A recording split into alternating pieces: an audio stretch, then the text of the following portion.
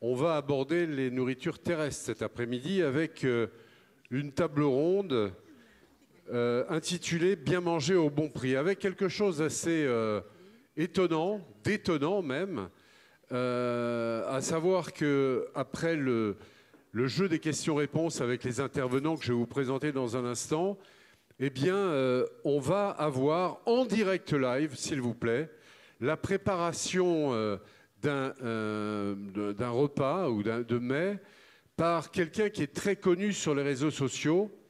Alors, elle n'est pas connue forcément sous son nom d'état civil, Nadine Barbotin. Elle est connue sous celui de Mams Cook.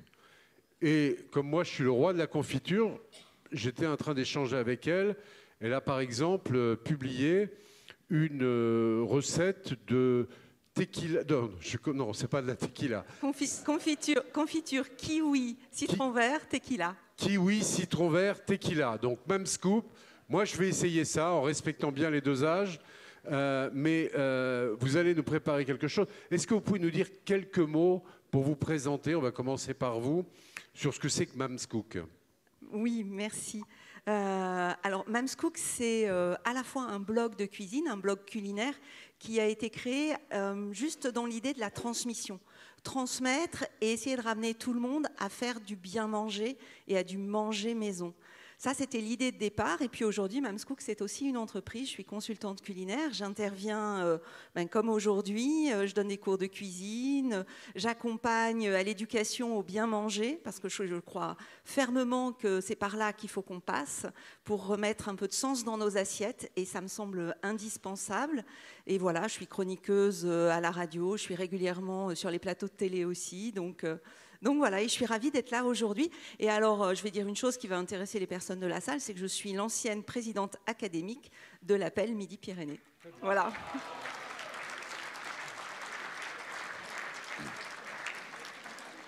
Donc tout au long... Alors, Nadine, je vous ferai parvenir ma recette de confiture de framboise. J'ai une technique très particulière.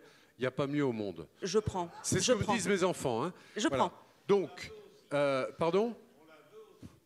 Il va falloir payer. Hein, bon. Au cours de cette table ronde, nous allons aborder la question à la fois du coût et des pratiques de tarification. C'est un sujet, je le sais, qui vous interpelle beaucoup. Comment produire un composant d'un repas meilleur et moins coûteux, illustrant ainsi le coût du bien manger. Alors le bien manger, c'est le dada de Jean-Jacques Bolzan, l'adjoint au maire de Toulouse, qui nous en parlera tout à l'heure et qui se bat beaucoup pour ça. Nous allons également nous attacher, grâce à l'expertise de nos intervenants, à répondre à toutes les questions que vous pourriez vous poser en matière de conseils, de recommandations, de bonnes pratiques, afin de permettre aux OGEC de toujours mieux répondre à leur mission au bénéfice des enfants et de leurs familles, bien manger à un bon prix, comme le disait à l'instant Nadine Barbotin. Et puis donc, on aura ce dessert qui sera préparé et dont on suivra les étapes jusqu'au résultat final. Les intervenants. Alors, Jean-Jacques Bolzan, qui est adjoint au maire de Toulouse, qui est chargé de plein de choses, et notamment du bien manger, de la restauration et de la cuisine centrale. Isabelle Chabat, que beaucoup connaissent, qui est gestionnaire d'une multitude d'OGEC en Haute-Garonne, de petits OGEC, mais très, très dynamiques. Philippe Bamoreau, qui nous vient de Tarbes, qui est gestionnaire d'un OGEC.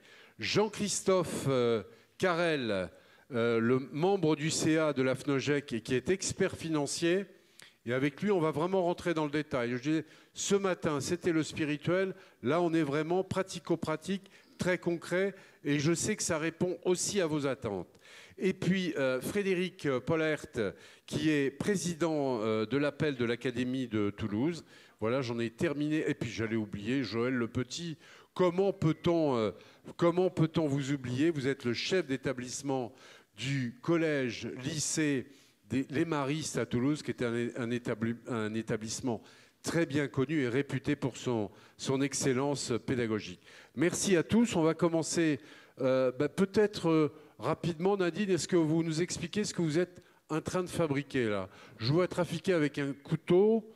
Oui, avec alors, quelque chose qui ressemble à des oignons. des oignons, de l'ail. On va préparer, enfin, je vais préparer 2 choses que vous aurez le plaisir de pouvoir déguster après en bas, hein, je le précise. Et nous, non. Nous, on Si, peut pas. vous si, mais vous Oui. aurez ça ici tout de suite. Donc, D'accord. je vais faire un houmous de pois cassés, ce qui va nous D'accord. permettre de parler des légumineuses, vous savez, ces protéines Oui. végétales que la loi impose 1 fois par semaine maintenant dans les cantines. Donc, je trouve intéressant de cuisiner le pois cassé. Donc on va faire ça, mais c'est des pois cassés un peu particuliers puisque ce sont des pois cassés locavores. Ils sont produits par la Régie de Candie. Ah, Voilà. très bien. Donc, À Toulouse. à Toulouse, exactement. Et puis ensuite, je vais vous préparer une crème de citron pour pouvoir faire des petites tartelettes au citron. Voilà. Délicieux. Merci Nadine, bon courage, bon travail. On vous laisse travailler et on va rentrer dans le cœur du sujet peut-être rapidement avec les représentants d'OGEC. Et on va commencer par vous, Isabelle Chabat. Est-ce que vous pouvez nous présenter, mais vraiment en 2 mots, les OGEC dont vous avez la charge? Alors, je m'occupe d'OGEC, de petits OGEC. En fait, il s'agit de maternelle et d'élémentaire. Donc, à Saint-Martin, à Castelnau-de-Sainte-Fond, à Saint-Roch, à Seyss.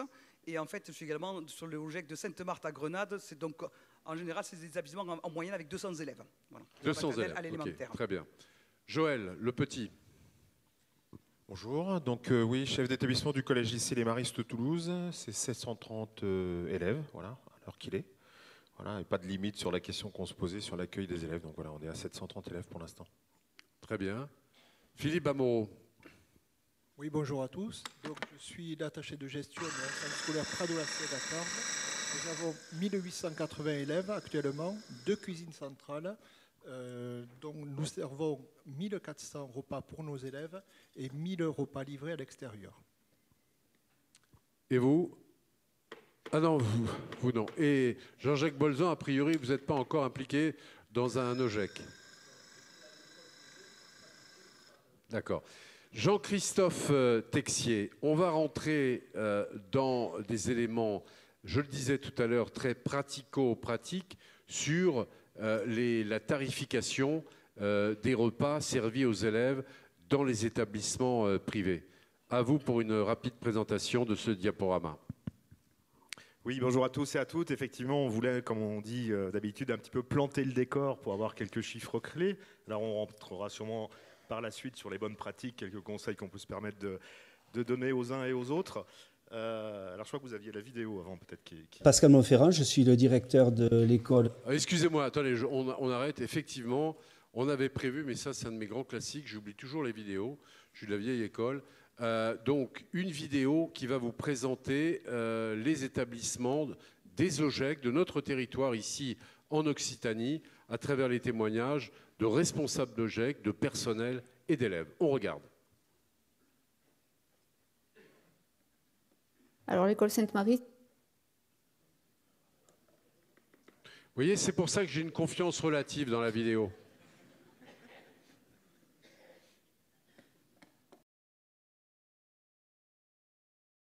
Alors, l'école Sainte-Marie, c'est une petite école rurale qui a 4 classes actuellement, 96 élèves. D'avoir une cantine au sein de l'école, ça demande déjà le local, cantine avec la cuisine uniquement pour réchauffer les plats. Il y a 40 places assises pour les grands, plus 10 places pour les petits. Et ça demande aussi, en termes de personnel, une personne employée spécifiquement pour la cantine.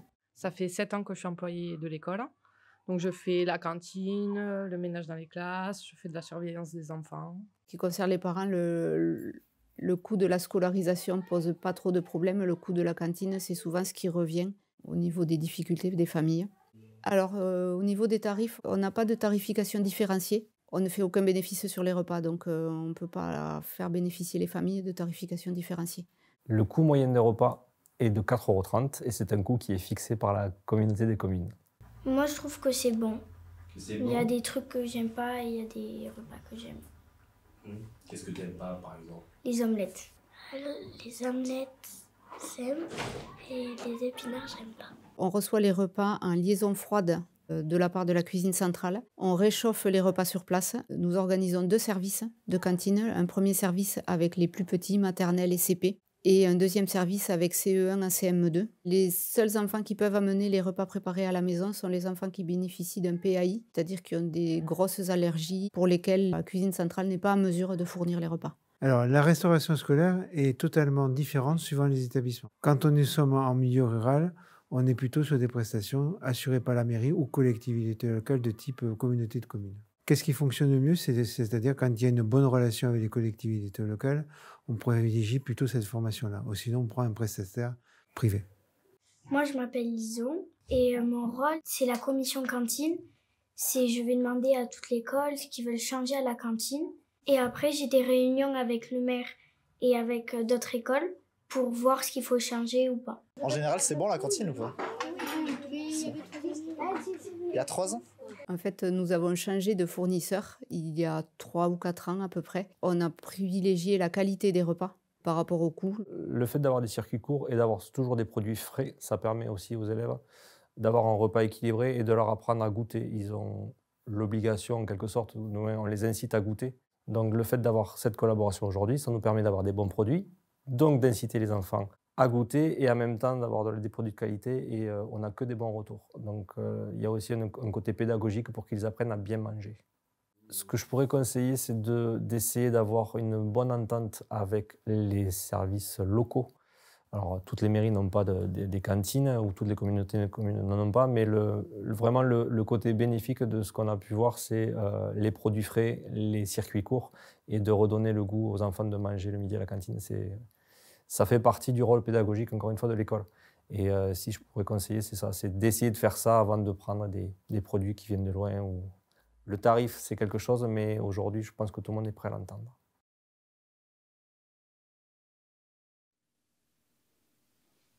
Voilà, on applaudit.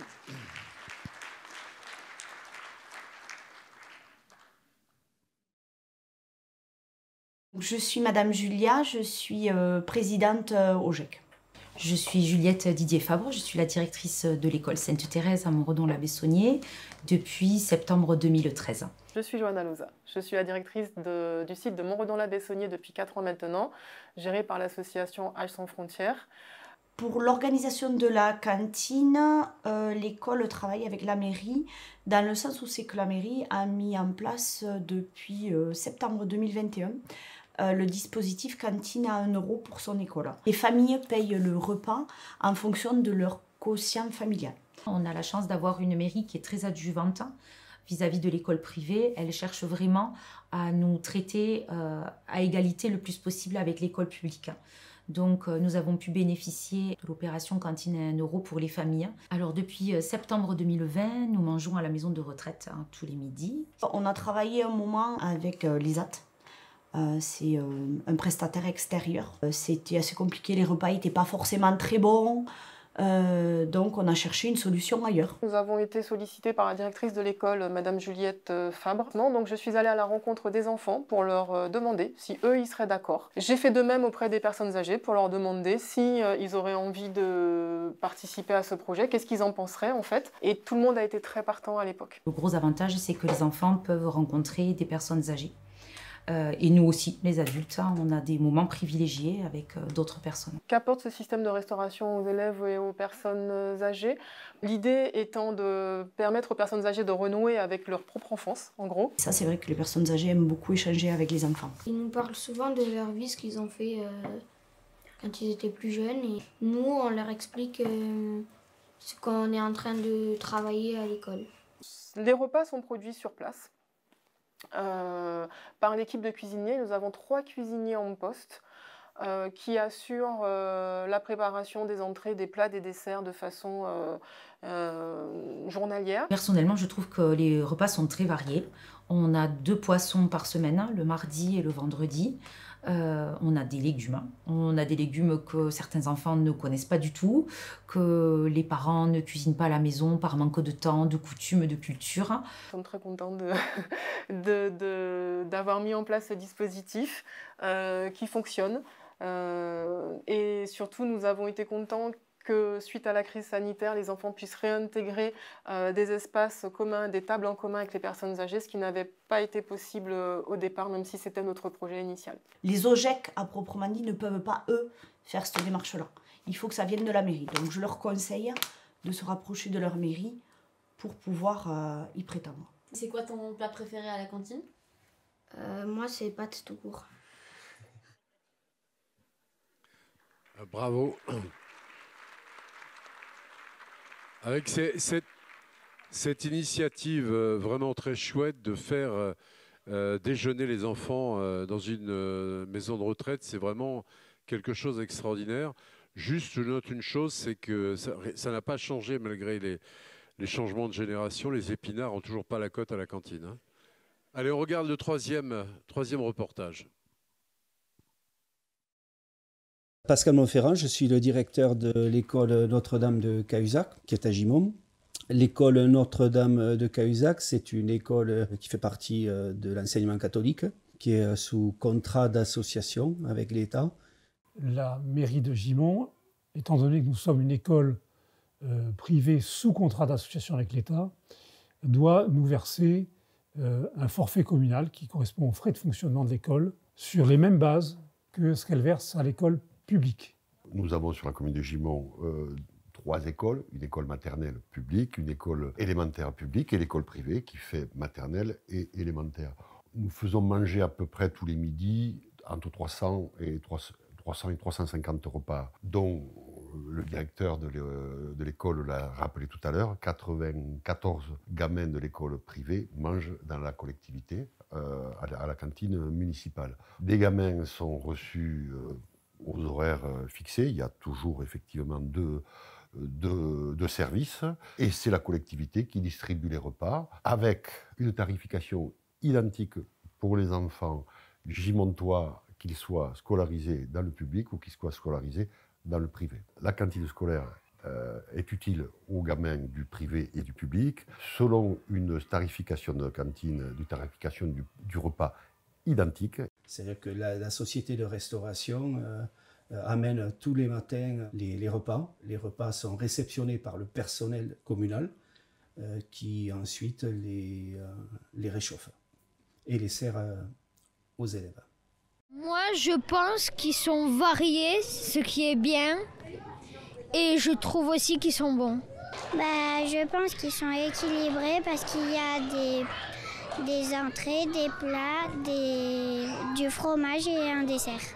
Depuis 2 ans, on a mis en place la tarification de cantine à 1 euro, qui profite à toutes les familles. Il y a un premier tarif qui est à 1 euro, un deuxième tarif qui est à 2,90 € et un troisième tarif à 3,90 €. Voilà. Nous avons formalisé par un document écrit les relations entre la mairie, qui donne accès à la cantine municipale, et l'école. Et donc il y a un document qui a été signé en avril 2022. La convention entre l'école privée et la municipalité, elle règle une réglementation, je dirais un cadre à tenir, autant pour eux que pour nous, de façon assez simple. Déjà, c'est l'utilisation des locaux, qui sont municipaux, un montant de location, ensuite un code de conduite, d'entretien, de respect, le respect aussi des gamins et de l'encadrement scolaire. Mon repas préféré, c'est le taboulé. C'est quand il y a plutôt du foie gras et des pâtes. Avoir une cantine dans une école, ça demande quand même du personnel qualifié pour servir les repas. Arriver à rassembler les gamins, qu'ils soient privés ou publics, quel que ce soit des gamins qui arrivent à manger ensemble, développent chez eux, à mon sens, un intérêt collectif. Voilà. Ça peut développer effectivement un vivre ensemble qui est un peu protégé, un peu préservé. Alors c'est un vœu peut-être pieux, mais c'est souhaité.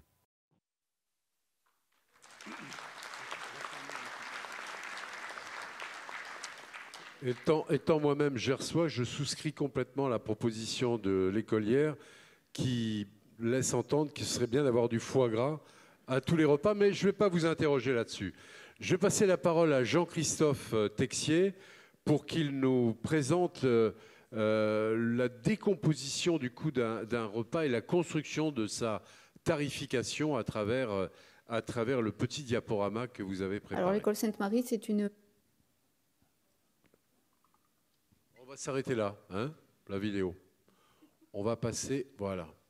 Voilà, effectivement, on voulait un petit peu planter le décor. Alors, on va vous présenter des chiffres clés. L'idée n'est pas de vous abreuver de données trop détaillées, mais on voulait quand même avoir 2-3 points de repère. Alors, on vous a mis sous les yeux. Alors, ça émane non pas de la FNOGEC, mais il y a des études nationales de marché. Donc, c'est le cabinet Xerfi qui produit des études par marché. On a quelques slides déjà pour fixer le paysage sur le marché de la restauration collective en France. Donc, vous avez sous les yeux, pour voir un petit peu combien pèse l'enseignement dans le chiffre d'affaires des prestataires que sont Sodexo et Elior, qui sont à l'étage du dessous. On ne va pas parler trop fort, mais peut-être un premier point pour se rendre compte que finalement, c'est un marché qui représente, et les chiffres sont récents, c'est 12 milliards d'euros en 2023. Alors, c'est des ordres de grandeur, effectivement, qui ne parlent peut-être pas à tous, mais sur les 12 milliards 2023 de l'ensemble de ces prestataires privés, l'enseignement, c'est 20%. Alors, il y a l'enseignement public, il y a l'enseignement privé. Nous pesons 30% des 20%, nous représentons 6% du secteur de la restauration collective quand on a fait le choix de faire appel à un prestataire extérieur. C'est là pour vous citer un petit peu le poids de ce qu'on peut représenter avec, au travers des entretiens et puis des échanges qu'on a pu avoir avec des gros prestataires, parce que les services de la FNOGEC ont pris à tâche pour avoir quelques renseignements. On n'est que 6%. Ils ont en tête quand même le fait que la crise démographique ne va pas augmenter le nombre de plateaux dans nos écoles, donc c'est un segment qui sera peut-être encore moins prégnant dans les années qui viennent. Par contre, dans leur stratégie, on voit que la plupart ont tendance à proposer ce qu'ils appellent du facility management, qu'on connaît pour certains. C'est, en plus de la restauration, c'est d'aller sur le nettoyage, sur l'entretien des bâtiments. Il y a des offres qui se diversifient et qui peuvent aussi nous rendre service. Les gros pourvoyeurs de chiffre d'affaires de ce secteur, vous les avez sous les yeux, c'est le médico-social et le sanitaire, le bloc orange, sans surprise. Et vous avez les entreprises et les administrations, qu'elles soient publiques ou privées, qui sont aussi bien consommateurs de ces prestataires. Alors, un petit zoom quand même pour avoir des ordres de grandeur. Alors, c'est du national, les territoires sont différents, bien entendu, mais c'est un marché qui est quand même assez concentré. On a 3 opérateurs, Sodexo, Elior et le groupe Compass, qui à eux seuls représentent plus de la moitié du chiffre. L'autre tendance qui nous a paru intéressante de vous citer, c'est le graphe en bas à gauche. C'est un secteur qui a connu une croissance extrêmement forte. Vous avez une courbe glissante vers le bas. Ça, c'est, alors, l'axe, l'échelle est un peu écrasée, hein, parce qu'on part de 10 000, on descend à 9 000. C'est le nombre de sites de production de ces restaurateurs privés collectifs. On voit une diminution du nombre d'unités de production. Concentration ? Concentration, absolument. Sur le secteur aussi, on ne représente que 6%, on n'est peut-être pas forcément le secteur le plus dynamique pour les années qui viennent. La courbe qu'on vous présente au-dessus, c'est 2007-2025, donc là on a quand même un recul de 18 ans, avec la dent creuse qui est le Covid. Hein. Vous voyez, les années 2000-2021, c'est des choses qui se sont effondrées. C'est simplement, là, vous avez le taux de progression du chiffre d'affaires avec une base 100 déflatée, comme on dit, c'est-à-dire qu'on neutralise les effets de l'inflation. Et on s'aperçoit quand même que c'est un secteur qui a connu des progressions extrêmement fortes. En 18 ans, on est passé d'un indice quasiment 100, on est à plus de 160. Donc en fait, le secteur de l'enseignement, avec la crise démographique qui arrive, devrait voir ses volumes baisser, mais c'est un secteur qui est en pleine forme et qui a pris des parts de marché sur d'autres segments de clientèle. En fait. Et qui, en prévision donc, de la baisse démographique, prévoit une sorte de diversification avec une nouvelle offre de services. C'est bien ça qu'il faut retenir. Absolument. Ça permet de comprendre un petit peu ce qu'il y a dans la tête peut-être des prestataires qu'on a en face de nous lors des négociations. Alors si on regarde quelques chiffres beaucoup plus dans le détail de la famille de l'enseignement Cato, au niveau du mode de gestion, en fait. Alors, ce sont des éléments nationaux qui ont été compilés, pour partie extrapolés. Je profite de la parole pour passer un message, c'est qu'effectivement, avec la FNOGEC et notamment les nouvelles équipes, on est impatient que les UDO, les URO, les EGEC, toute la famille remontent bien via Indice ou d'autres systèmes, mais les données, pour qu'on ait les échantillons les plus larges possibles qu'on a connus il y a 10-15 ans, mais c'est vrai qu'on a un petit peu de data en manque pour l'instant, mais on a quand même des chiffres relativement fiables. Simplement, là, c'est pour vous dire que sur le nombre total d'OGEC, quel est le mode de gestion, en fait? Quel est le mode de gestion du service de la restauration Très scolaire? intéressant, ouais. Alors, c'est du premier degré, du second degré, des groupes scolaires. Effectivement, ce ne sont pas des choux et des carottes, mais tout n'est peut-être pas forcément, on ne peut pas forcément tout agréger. 60% font appel à un prestataire extérieur, 60% avec là une production par ce prestataire, qu'il soit installé dans la cuisine de Logec ou qu'il ait sa propre installation, 60%. 8% livrés par une cuisine centrale publique. Alors, soit les jeunes vont d'ailleurs déjeuner, on l'a vu dans l'exemple, dans une école publique, soit c'est la cuisine centrale qui livre. Et on a quand même 32%, moi le chiffre m'a surpris, je pensais qu'on était à moins, une trentaine de pourcents d'écoles qui sont en autogestion. Alors en autogestion, ça veut dire en fait que ce sont les propres salariés des écoles concernées. Alors ça vise essentiellement peut-être des écoles comme les vôtres avec 1, 2, 3 classes. Ça vise aussi et rentre dans cette portion violette ceux qui gèrent avec leurs propres salariés, leurs propres équipiers, mais ils ont quand même malgré tout souvent un contrat d'AMO, c'est-à-dire un contrat de prestation de conseil technique plus ou moins étendu avec des prestataires. J'imagine quand même que la part de 32% est tendanciellement en train de baisser, non? Oui. Quand on regarde avec un petit peu de recul, ça diminue, mais on voit des OGEC qui ont été longtemps avec des prestataires et qui reviennent à une gestion internalisée de par la valeur aussi éducative, pédagogique du bien manger ensemble en fait. Pour avoir du foie gras tous les midis. Pour avoir du foie gras, absolument. L'autre chiffre qu'on voulait citer, je ne sais plus si on l'a mis sur un des slides, mais on le connaît tous, c'est la quote-part. Alors les arbres ne montent pas jusqu'au ciel, mais on a quand même une quote-part qui tous les ans continue de progresser. C'est le nombre de demi-pensionnaires sur le nombre total de nos élèves en fait. On est en moyenne à 70% d'élèves scolarisés en école catholique qui déjeunent tous les midis dans nos établissements en fait. Ce ratio a pris au moins 10 points sur les 10 dernières années. Donc c'est quand même une tendance à mon avis qui me paraissait devoir être soulignée. Alors quand on va parler maintenant de monnaie sonnante et trébuchante, alors encore une fois ce sont des moyennes et vous savez les tarifs sont souvent différents que nos élèves déjeunent 4 ou 5 jours par semaine ou qui déjeunent ponctuellement. Mais on arrive à sortir des moyennes de ce que payent les familles. Alors pour le coût de l'assiette, effectivement, pour les denrées, la main-d'œuvre qui y a participé, qu'elle soit interne ou externe, mais également dans ce prix facturé aux familles. Il ne faut pas l'oublier, les familles doivent payer la pause méridienne au sens large et pas seulement le prix de l'assiette.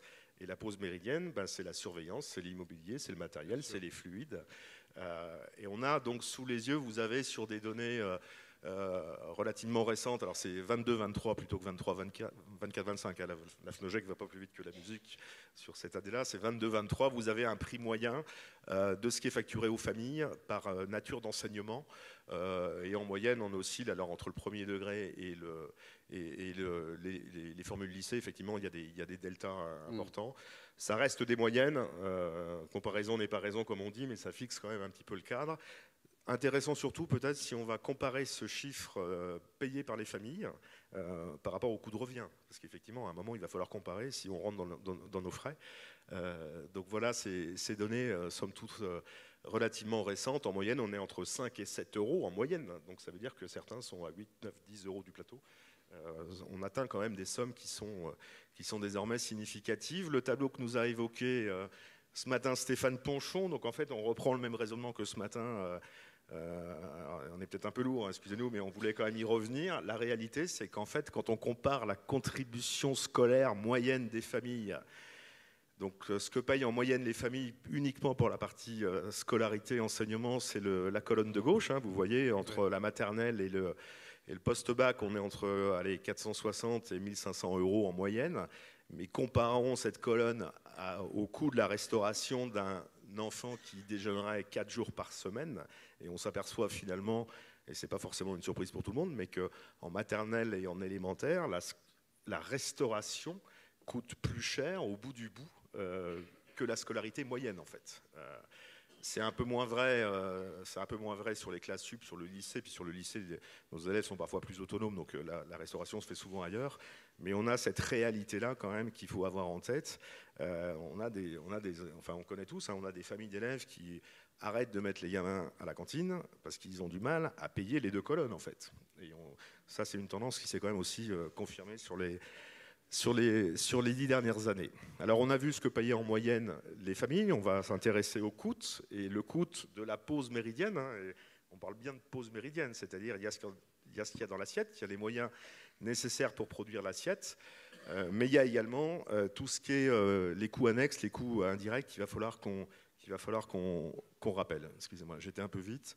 Là, on a vu le prix payé par les familles. On voit là la moyenne du coût de la fabrication de l'assiette. Donc là, vous avez le coût denrée plus les personnels de production, en fait, qui ont participé à l'élaboration de l'assiette. On n'est pas sur le coût complet de la pause méridienne, on va y venir juste après. On aura simplement à rajouter le coût des équipements, le coût de la surveillance, le coût des fluides, les autres coûts qu'encadre en fait la pause méridienne. Donc, encore une fois, comparaison n'est pas raison.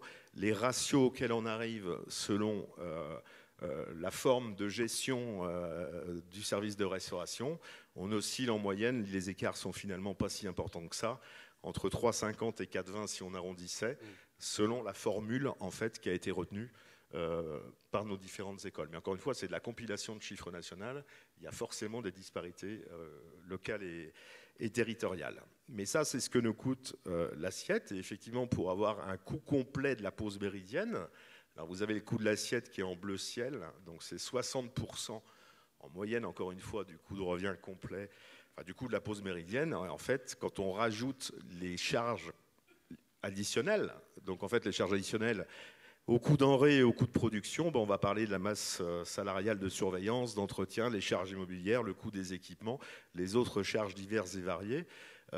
Autrement dit, quand on dit les familles, quand elles payent 5 euros, finalement on est pas mal parce qu'on est à 4-5 euros de coût de revient. En coût direct, oui, mais quand on prend tous les coûts associés à la pause méridienne, c'est-à-dire les coûts qu'on n'aurait pas si les gamins rentraient tous chez eux, en fait, il faut rajouter 40% de coût de revient complémentaire. Donc en fait, un coût denrée, enfin un coût de l'assiette à 5 sort en coût complet entre 7 et 8 en fait. 7 et 8, oui. C'est parfois une réalité qu'on n'a pas toujours en tête. Il faut bien penser à ces blocs qui ne sont pas bleu ciel pour appréhender l'économie du service. Et au bout du bout, on enfonce des portes, enfin je ne sais pas si on enfonce des portes ouvertes, mais quand on compare en moyenne le prix facturé aux familles par rapport au coût de revient de la pause méridienne, qu'on soit en école, en groupe scolaire, on est dans la plupart des cas dans le rouge, c'est-à-dire qu'on est en perte, c'est-à-dire que non seulement la cantine coûte plus que la scolarité, mais on n'arrive pas à couvrir nos propres coûts en fait. Et c'est un effet ciseau qu'on connaît depuis 10-15 ans. Oui. Alors effectivement, il y a sûrement des pistes, il y a sûrement des choses, mais il y a une réalité là qui est quand même relativement dure au plan financier. Et toutes nos OGEC n'habitent pas dans des communes où le maire, comme le maire de ce matin, nous expliquait qu'il y avait une aide aux familles du privé équivalente à celle du public. Je crois que c'est plutôt l'exception dans ce que je peux en connaître. On applaudit Jean-Christophe Tessier. C'est vraiment très édifiant ce que vous nous avez présenté. Pour tous ceux qui, des OGEC, aimeraient avoir accès à ce document, il est en ligne sur le site, il est disponible, parce que c'est vraiment très intéressant, y compris pour ceux qui peuvent demain être en phase de négociation avec des collectivités. Où est-ce qu'on peut le trouver, ce document ? Alors, les services de la FNOGEC le feront partir, j'imagine, à la fin du congrès, comme le support de ce matin, effectivement. Vous serez tous. Bon, Nadine, où en est-on ?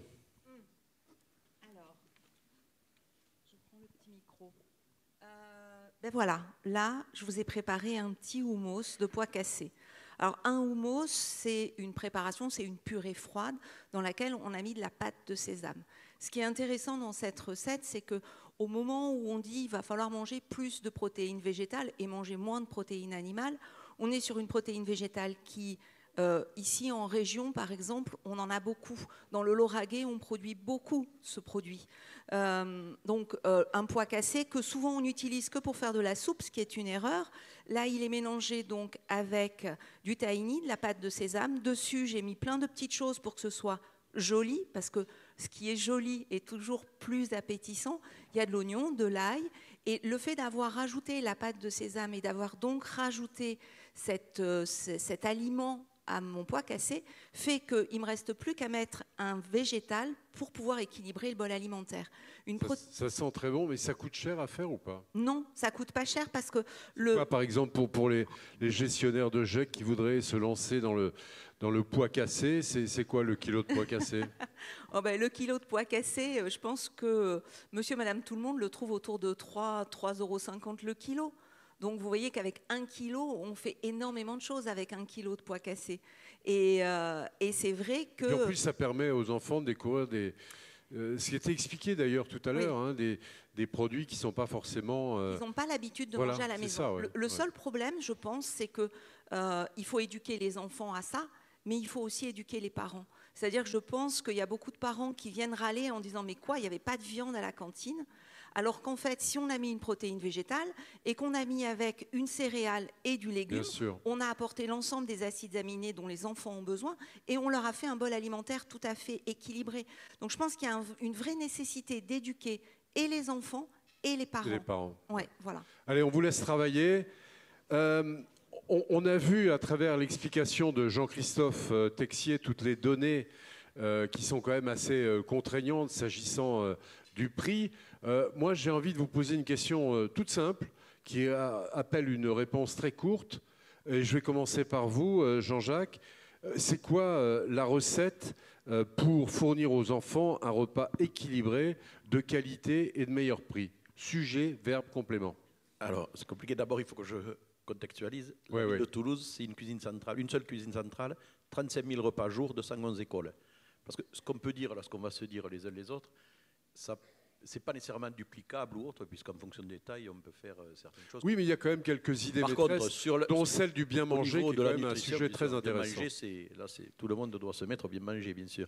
Donc, sur le plan nutritionnel, on est encadré de toute façon par une réglementation nationale sur les aspects nutritionnels, avec des grammages notamment. Sur la qualité, nous, on n'embauche que des cuisiniers professionnels.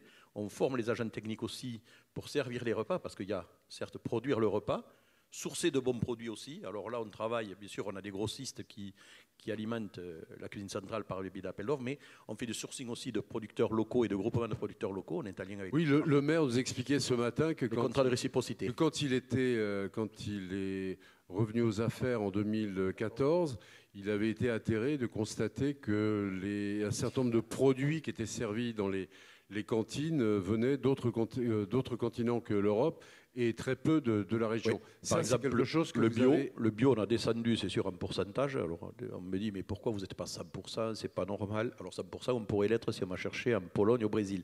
Ça ne nous intéresse pas. On est à 30% aujourd'hui de bio, donc 95% viennent du local. Et on préfère structurer les filières, travailler avec les filières. Excusez-moi, quand vous dites local, c'est Occitanie? C'est Occitanie. D'accord. Voilà, Occitanie. Sur la viande, c'est 190 tonnes, ça vient d'élevage d'Occitanie et sud de l'Aquitaine. On essaie de travailler avec des acteurs locaux, alors que je dis on essaie, parce que rien n'est évident dans ce domaine-là. Et les grossistes aussi jouent le jeu d'aller faire du sourcing local, puisque c'est leur métier, c'est pas la peine de réinventer le monde. Quand on leur donne des contacts, des tuyaux, puisqu'on passe des contrats de réciprocité, le dernier c'est avec le département des Hautes-Pyrénées, le but étant de travailler avec l'apport de plus de produits locaux dans les essais des petits Toulousains. Donc je reviens, formation des agents techniques dans les écoles pour servir les repas, parce que selon la manière dont on sert aussi, le gamin il mange plus ou moins bien, notamment tout ce qui est légumes, légumineuses. Et c'est le sourcing, avoir les moyens bien sûr, et avoir de bons chefs cuisiniers, et puis les produits. Une question complémentaire, quand vous dites apprendre à servir aux enfants, je voudrais rebondir sur ce que disait tout à l'heure Nadine Barbotin, qui appelait finalement à faire découvrir aux enfants et aux parents la qualité, l'intérêt d'un certain nombre de produits. Est-ce qu'ils vont jusque-là? Est-ce qu'ils font, j'ai envie de dire, un peu de pédagogie? Alors, pas tant que ça, c'est pour ça qu'on a entamé un cycle de formation. Après, ils n'ont pas nécessairement le temps non plus en servant autant d'élèves, mais l'idée, c'est d'accompagner de mieux en mieux lorsqu'il y a des produits qui n'ont pas l'habitude de manger chez eux. D'accord. Allez, Isabelle Chabat, votre recette à vous pour un repas équilibré, de qualité, au meilleur prix, c'est quoi? On fait de notre mieux, surtout avec les moyens, pour que justement le coût ne soit pas trop, ne double pas la scolarité, surtout sur les petites écoles isolées, puisque c'est mon cas sur les OGEC. Oui, vous êtes reconnu dans la présentation des chiffres qu'a donné Jean-Christophe. Tout à fait, c'est exactement ça. Et donc la recette, ça a été donc sur 3 écoles géographiquement à côté, de négocier ensemble donc une société de restauration en liaison froide. Donc l'avantage, c'est que voilà, les prix, puisque ça représentait 600 repas jour plutôt que 200 par chaque établissement. Donc ça a été de se grouper pour négocier et donc d'être livré après. Et donc de ce fait déjà... Je vous arrête, vous dites pour négocier. Ça veut dire qu'à 600, vous avez pu obtenir des prix plus intéressants qu'à 200. De quel ordre, soyons précis? Alors de quel ordre, c'est pas, on a essayé, on est comme si on était un établissement en fait de 600 élèves. C'est-à-dire qu'on a quand même gagné par repas entre 20 et 25 centimes. C'est pas mal. Voilà, exactement, sur de hors taxe, c'est vrai que c'est déjà pas mal sur des petites structures. Donc là, c'est une idée qui fonctionne hein, et les établissements sont voilà. Donc c'est 2 à liaison froide, 2 sont donc n'ont pas de self en fait, parce qu'il y a un avec self et 2 sans self qui sont servis donc après directement à table par du personnel. Comme on disait, voilà, c'est aussi un coût, mais c'est aussi de l'organisation. Pour qu'il y ait des coûts réduits. Il faut aussi avoir du personnel qui est déjà très polyvalent, formé, puisque je rejoins aussi, ce qui est important, c'est que ce n'est pas inné de faire réchauffer des repas ou de les servir. Donc il y a un côté pratico-pratique à insuffler. Ça, c'est intéressant, mais je voudrais aller un petit peu plus loin avec vous, dans le prolongement de ce que disait Nadine Barbotin et ce qu'a dit à l'instant Jean-Jacques Bolzan, qui est un militant du bien manger à Toulouse. Est-ce que vous allez jusque-là? Est-ce que vous allez dans ce sens de faire découvrir de nouveaux produits, de faire de la pédagogie auprès des enfants et, comme le précisait Nadine, parfois jusqu'aux parents? Alors jusqu'aux parents, c'est compliqué, malgré le fait que sur le primaire et le maternel, on puisse leur parler librement, mais ça c'est compliqué. Par contre, en interne, oui, avec le choix de la société de restauration a été fait, parce que celle-ci, justement, proposait des produits frais et proposait également des fruits type melon, fraise, qu'on trouve très rarement en restauration collective. Et le fromage arrive à trancher, donc c'est un peu plus de travail de préparation, mais l'avantage c'est qu'on part sur des tomes, donc voilà, c'est pas du sous-vide, c'est pas non plus sous blister, donc c'est vrai que ça doit être notre façon un peu de négocier. Et on est sur la cuisine centrale de la société de restauration et pas sur une cuisine centrale d'établissement ou autre. Donc là, on a gagné en qualité puisqu'après on a fait la visite et le personnel qui fabrique mange ce qu'il fabrique. Donc ça oblige quand même à s'appliquer. Donc ils sont pas empoisonnés, quoi. C'est une façon. Voilà. Normalement, non. Jusqu'à présent, pas de perte. D'accord. Allez, on continue avec les maristes à Toulouse. Est-ce que vous mettez le même soin, Joël Le Petit, à proposer une restauration de qualité que vous le faites à former dans l'excellence vos élèves? Oui, si je réponds à cette question en sens inverse en disant non, j'y mets pas d'intérêt, je pense qu'on peut s'arrêter tout de suite. Oui, on peut passer à autre chose. Voilà. Donc forcément, j'y mets de l'intérêt, mais je pense que la vraie question, elle n'est pas tellement dans le comment, même si elle va y arriver à un moment donné, c'est pourquoi. Pourquoi on doit mettre à un moment donné de l'intérêt dans le repas et de la qualité de l'assiette? Tout simplement parce que pour certaines familles, c'est peut-être le seul repas qu'ils vont avoir dans la journée, en fait. Et donc, tout ce qui va tourner autour de l'éducation... Vous avez des témoignages en ce sens? Moi, j'ai des familles pour lesquelles, effectivement, c'est extrêmement compliqué à la maison, voilà, pour des raisons diverses et variées. Et donc, effectivement, la fidélisation de certains de nos élèves demi-pensionnaires, pour moi, sur 730 élèves, c'est plus de 600 élèves. Il y a une proportion qui commence à augmenter, qui passe de 5 à 7% d'élèves qui, effectivement, au niveau des conditions professionnelles et autres, on ne va pas rentrer dans ce débat-là, mais ont besoin d'avoir au moins un repas dans la journée dans lequel il y a tout ce qu'il faut dans l'assiette, quoi. Et je rajouterais même que ce secteur-là est en train de se développer du côté du petit déjeuner. On ne parle pas assez du petit déjeuner, mais le petit déjeuner reste un des repas importants. Donc on est en train de plus en plus à réfléchir à proposer un petit déjeuner de qualité à l'entrée de l'école. En plus de ce que vous... Oui, forcément. Forcément. Donc je pense qu'il y a déjà le pourquoi, parce qu'on a des familles qui n'ont pas les moyens de faire une bonne assiette à la maison. Il n'y a pas de jugement de valeur par rapport à ça. Et puis après, effectivement, il y a le contexte dans lequel vous vous trouvez, c'est-à-dire que les enfants ont besoin d'énergie pour la suite de leur scolarité, forcément, en tout cas la suite de leur journée, mais il n'y a pas que. Hein. Je pense qu'il ne faut quand même pas oublier que on pilote une communauté éducative, et donc dans la communauté éducative, on a aussi nos enseignants. Et nos enseignants, je pense qu'à un moment donné, être autour d'une bonne et belle assiette, c'est aussi leur donner l'énergie pour continuer leur journée ou l'investissement qui peut être le leur tout au long de l'année. Donc c'est un vrai challenge. Oui. Donc, pour revenir à ma question, c'est quoi la bonne et belle assiette de Joël Le Petit? C'est surtout celle qui va, à un moment donné, être composée par les gens qui vont la manger. Donc ce n'est pas inintéressant en termes de commission de cantine, mais en termes de réflexion que tous les acteurs de la communauté éducative aient à un moment donné un vrai regard sur ce qui va se passer. C'est ce qui se passe chez vous? De plus en plus. Alors c'est pas simple, hein, mais on reparlera de ça sur la suite de la conférence, je pense, enfin, en tout cas de la table ronde. Mais voilà, je reviens en tout cas sur le mot prestataire. Moi, j'ai pas de prestataire, j'ai un partenaire, ce qui n'est pas du tout la même chose. Et donc, par rapport à ce fait qu'on est un partenaire... de manière naïve, ça change quoi pour vous dans votre esprit? En fait, c'est simplement que l'objectif qui est lié à une relation qu'on doit avoir, une confiance qu'on doit créer et construire, c'est quand même malgré tout, aussi bien pour eux que pour nous, du gagnant-gagnant. Si eux gagnent de leur côté, mais pas nous, en fait, au final, ils perdent. Mais si moi, de mon côté, je gagne, à un moment donné, va y avoir aussi un souci de ce côté-là. Donc, il faut aussi avoir cet esprit-là. Alors, je le dis devant l'Assemblée, j'ai moins de difficultés à le dire devant l'Assemblée que devant mes collègues, mais on est une entreprise.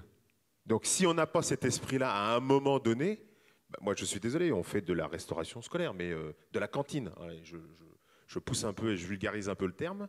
On fait de la cantine scolaire. Sauf qu'aujourd'hui, la cantine scolaire ne répond absolument pas aux intérêts, aux objectifs de la société dans laquelle on est. Donc, on ne parle plus de prestataire. Moi, je refuse ça, en tout cas avec la relation que j'ai avec ma société de restauration.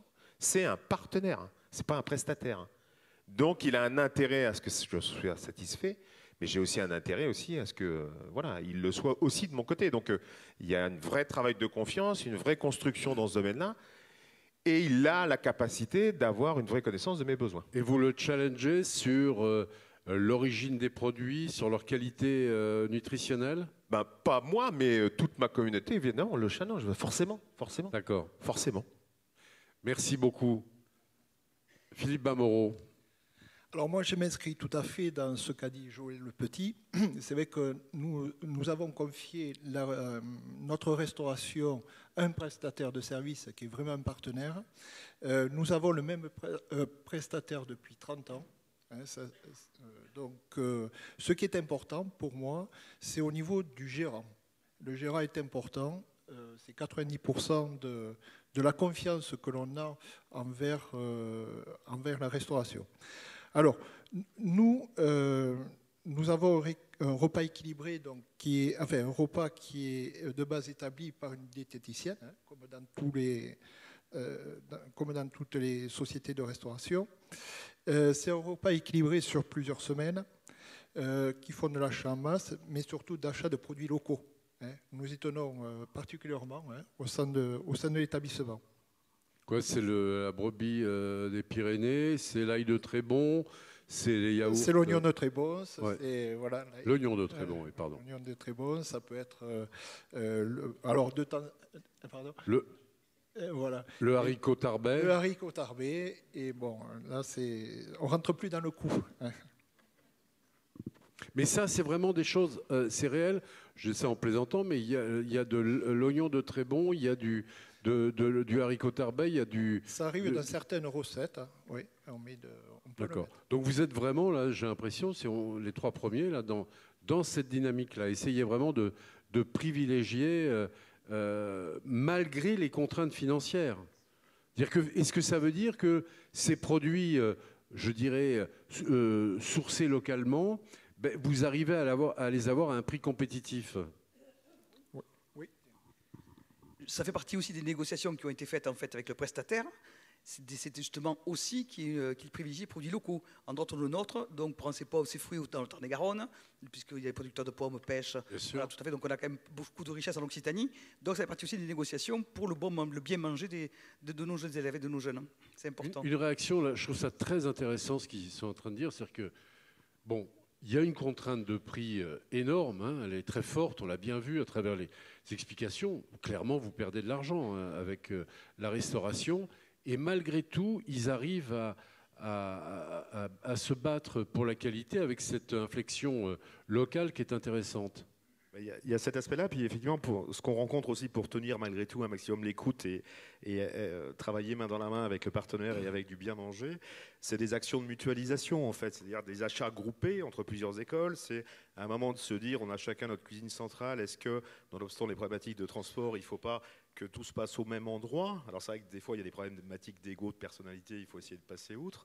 On voit des écoles aussi qui travaillent main dans la main avec les collectivités, alors des collectivités comme Toulouse qui ne vont pas jusqu'à maintenant, en tout cas, à aider au plan social les parents nécessités dans les écoles catho, mais Dieu sait qu'un jour ça pourra peut-être venir, mais c'est des communes qui les aident dans la négo de l'investissement et du fonctionnement.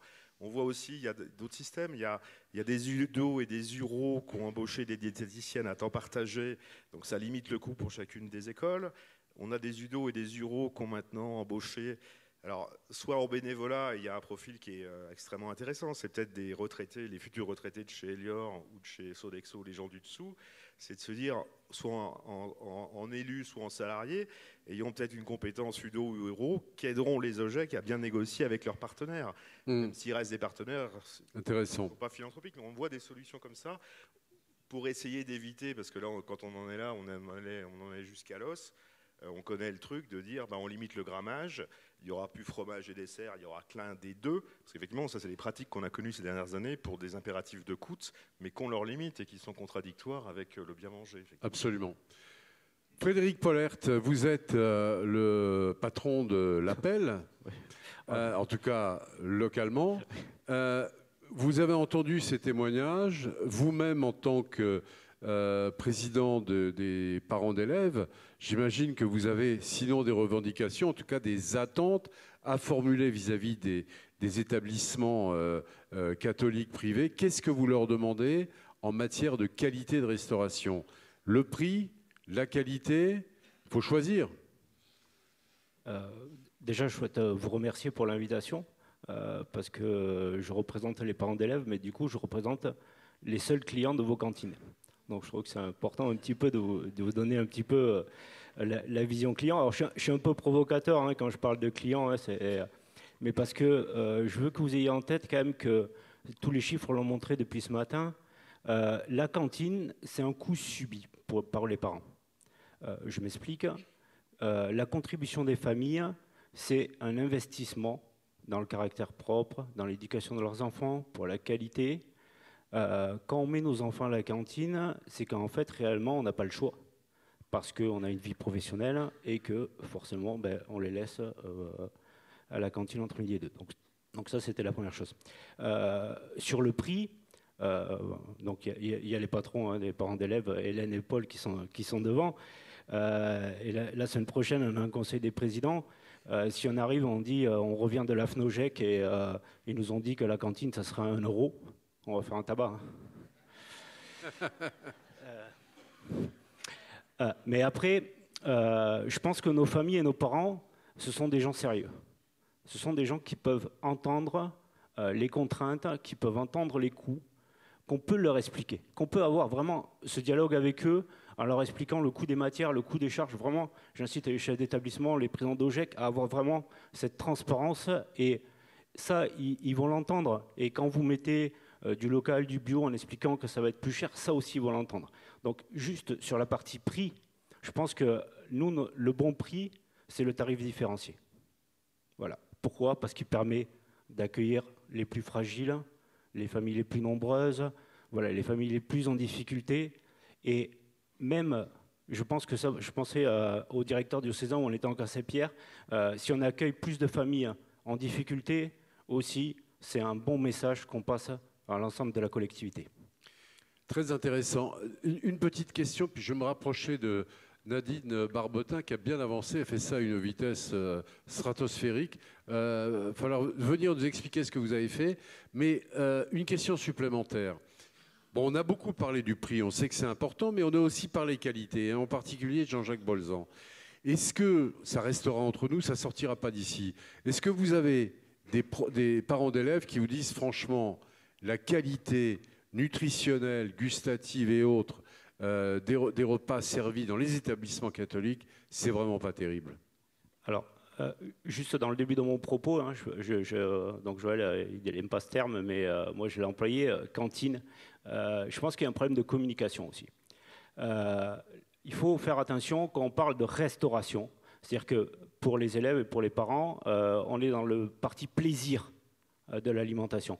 Je crois que le rôle de nos restaurants scolaires, c'est de fournir un repas équilibré, sain, qui permet de poursuivre les apprentissages. Et c'est vrai qu'il y a une logique de self, on parle beaucoup de self, tout ça. Moi, je ne suis pas persuadé que ce soit la bonne voie. Je pense que des fois, des repas uniques, équilibrés, bons, c'est la meilleure solution. C'est intéressant.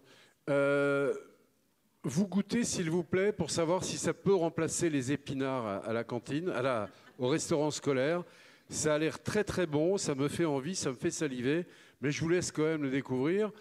Et je vais revenir vers Nadine.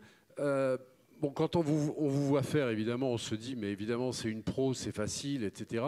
À mettre en œuvre ce que vous venez de faire, là, on va dire, pour mettons une 60aine d'élèves, ça demande combien de temps? Pour faire ça, Ouais. alors déjà, si on fait pour une 60aine d'élèves, on ne fait pas des petites tartines comme ça.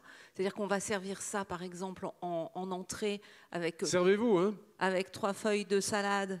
Et on va mettre des tranches de pain grillé qui vont être plus grandes, donc ça va beaucoup plus vite. Moi, là, je fais ça à la petite cuillère sur des tout petits croûtons. Sinon, on met ça dans une poche à douille. À mon avis, 60, on fait ça en même pas 1 heure. Enfin, tout compris, même tout pas compris, 1 heure. bien sûr. D'accord. La seule chose qui va être longue, c'est qu'il va falloir faire cuire les pois cassés.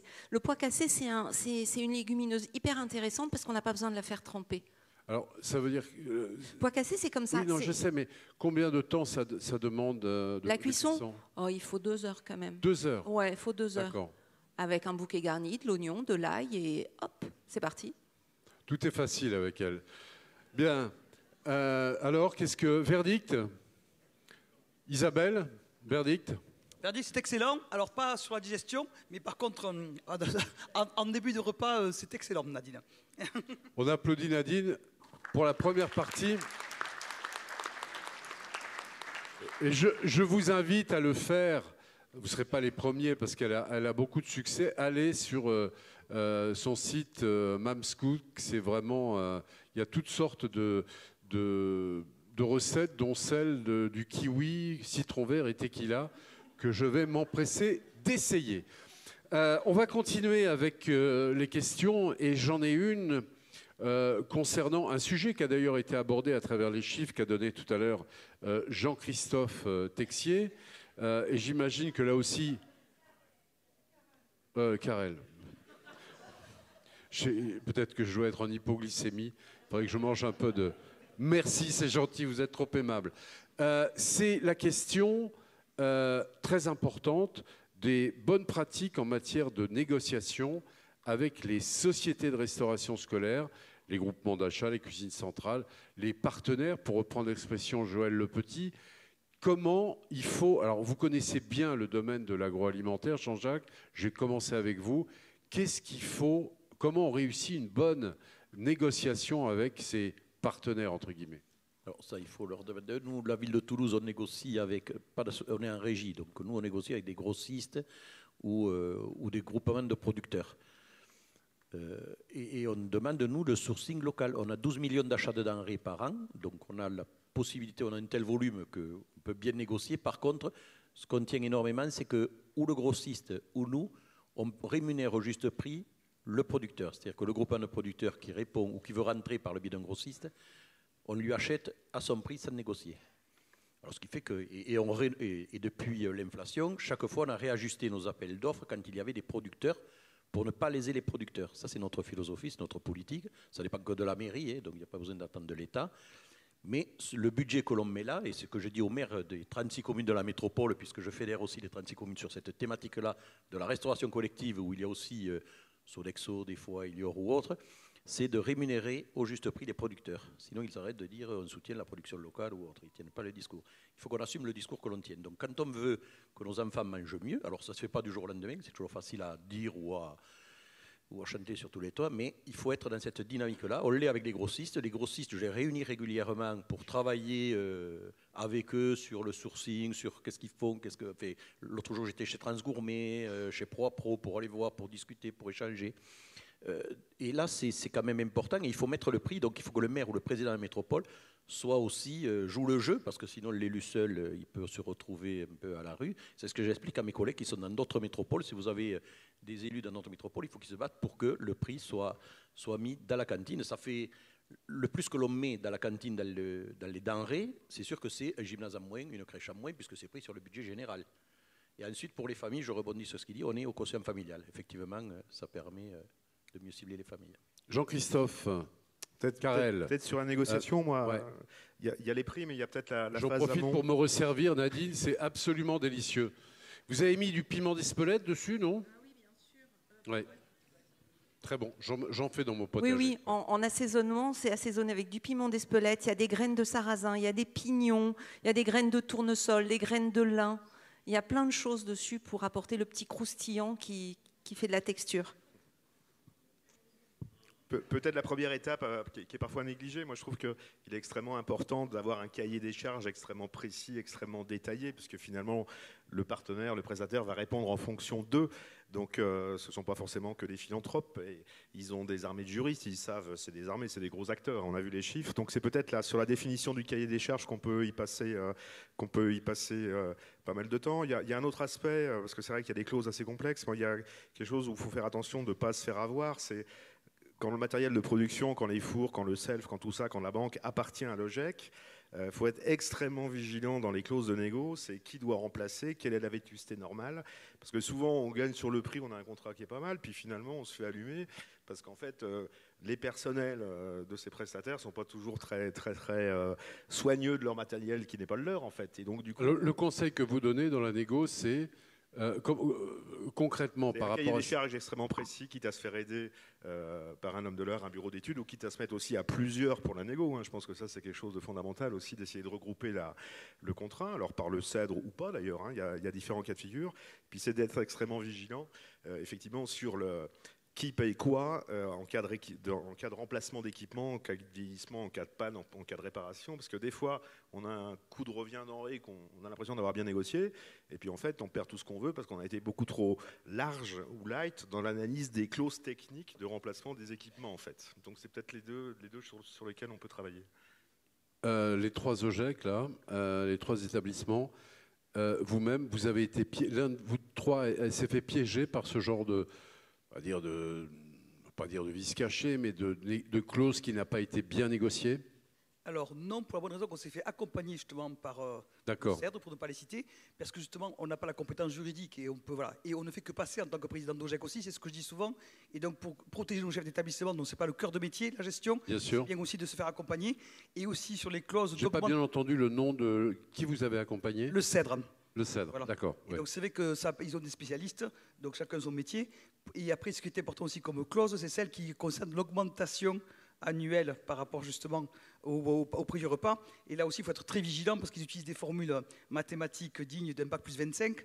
Donc c'est vrai que là-dessus, c'est important d'avoir quelques connaissances. Joël Le Petit. Piégé, non.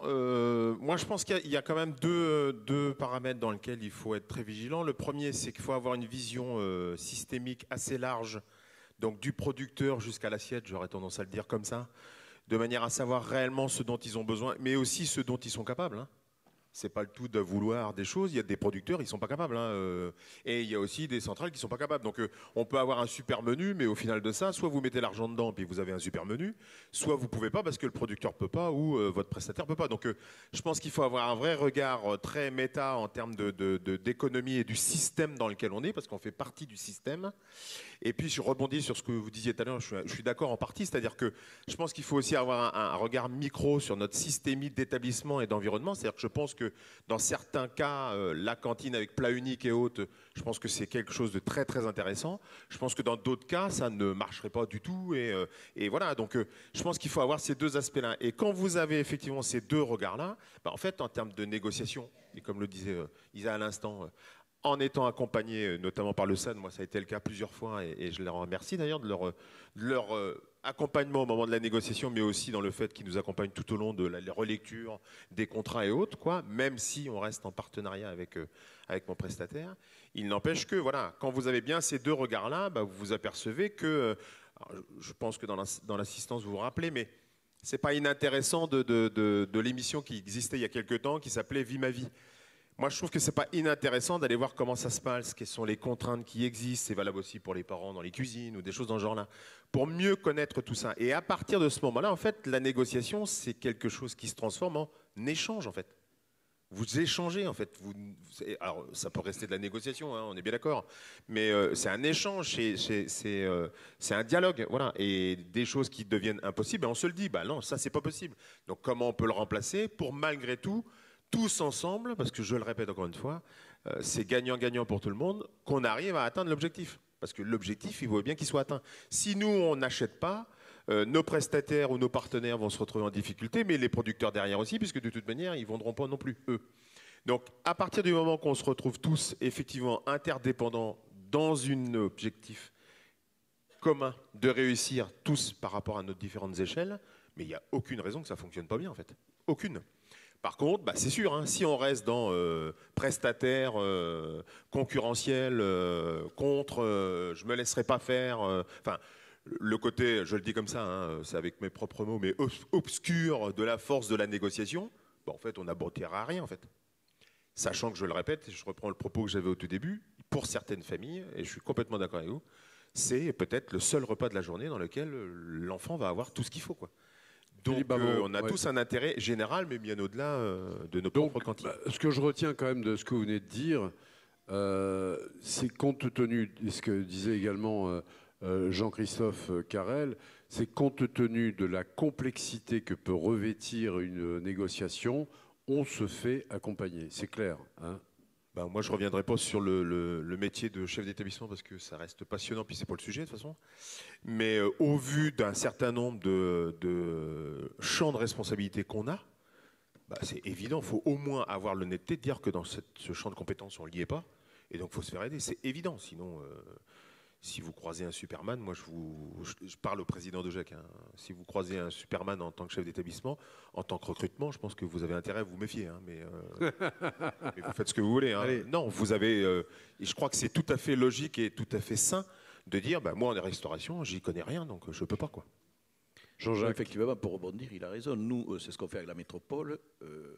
On a une maîtrise d'assistance et même des services juridiques métropole, et pas nécessairement pas que, qui assistent soit les élus, soit les techniciens qui travaillent sur ces appels d'offres quand ils sont en gestion, qu'ils soient en gestion d'ailleurs publique ou privée, peu importe. Il y a un accompagnement parce que c'est tellement compliqué. Il n'y a que celui qui rédige le CERFA ou l'appel d'offres qui sait qu'est-ce qu'il faut mettre dedans. Donc on peut se planter rapidement, on peut se faire avoir rapidement. Donc il faut être très pointu. Donc il faut un accompagnement ou des collectivités ou d'une structure privée peut-être, peu importe, mais c'est nécessaire. C'est tellement compliqué qu'il faut être accompagné. On continue notre tour de table avec Philippe Bamoreau. Alors, nous avons fait le choix de partir sur une facturation en dépenses contrôlées. C'est-à-dire, on reçoit une facture mensuelle avec le détail du coût matière première, coût de personnel, des frais généraux et la commission d'une société de restauration. Et nous rencontrons avec la présidente d'OGEC une fois par an le responsable secteur ou voire le directeur région pour renégocier les prix. Donc nous avons un historique sur l'évolution d'année en année, hein, et par site. Nous avons 4 sites, donc un coût par école, un coût pour le collège-lycée et ensuite un coût pour... Mais qui gère ça ? Qui a le regard sur cette facturation et sur je dirais leur sincérité, quoi. Donc là, c'est le regard, donc c'est moi avec le directeur des cuisines, puisque nous avons un directeur de cuisine qui gère les 2 cuisines centrales, si vous voulez. Et donc on se voit régulièrement pour voir l'évolution au niveau des coûts. Avant d'avoir le mot de la fin sur cette question avec Frédéric Pollert, un petit point avec Nadine. J'ai vu que vous aviez mis du beurre dans une casserole, c'est ça, non ? Oui, c'est ça. J'ai mis du beurre à fondre dans une casserole. Je vais faire une petite crème au citron assez rapide, des œufs, du sucre, un peu de maïzena, jus de citron, zeste de citron et beurre. Je vais mixer avec un mixeur plongeant, je vais faire chauffer et ensuite j'obtiens une crème, comme celle-là, qui me suffira de mettre sur les tartelettes. Alors j'en ai fait à l'avance pour qu'elles soient fraîches, je ne vais pas vous donner de la crème chaude quand même.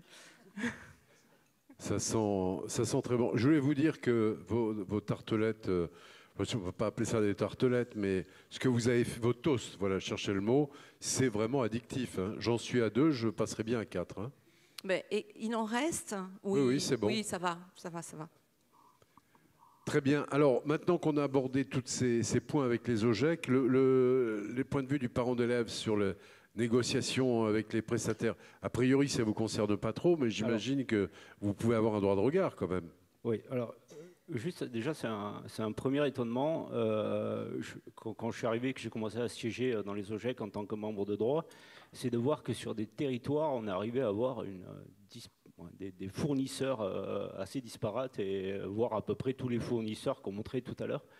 Et ça, je trouve que c'est un petit peu dommage. Je comprends votre votre subsidiarité et le droit de chacun de choisir en fait son prestataire. Mais dans un appel d'offres, il est possible d'avoir des lots et de plusieurs fournisseurs qui répondent sur des lots. Donc vraiment, un conseil, essayez de voir sur les territoires. Vous êtes aujourd'hui en AFNOGEC avec vos UROGEC, vos UDOGEC, groupez-vous et effectivement, quand vous allez négocier, donc ça c'est un peu mon expérience professionnelle, je travaille dans un grand groupe français, quand on négocie avec des gens américains de l'high-tech, si j'y vais avec mes 30 utilisateurs, je pèse rien. Par contre, si j'y vais avec mes 50 000 utilisateurs, voilà, j'ai un peu plus de poids et je peux avoir une négociation.